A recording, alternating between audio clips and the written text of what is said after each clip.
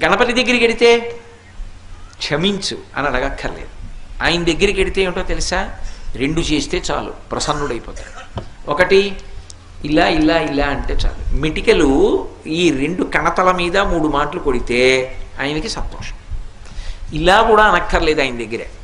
ఇలా కొట్టి ఈ చేతి మీద కుడి చేయి పైకొచ్చేట్టు ఎడం చేయి కిందకు ఉండేటట్టు పెట్టి కుడి చేత్తో ఈ చెవి చివరిని ఎడం చేత్తో ఈ చెవి చివరిని పట్టుకుని 3 మాటలు గుంజీలు తీస్తే ప్రసన్నుడైపోతాడు.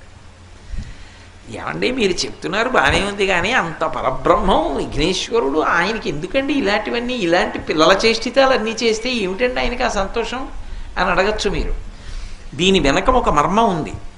ఒకప్పుడు అగస్త్య మహర్షి మహానుభావుడు, సామాన్యుడు కాడైన ఆయన ఆ దక్షిణ దేశంలో ద్రవిడ దేశం దగ్గర ఒక పర్వతం మీద కూర్చొని తపస్సు చేస్తున్నాడు.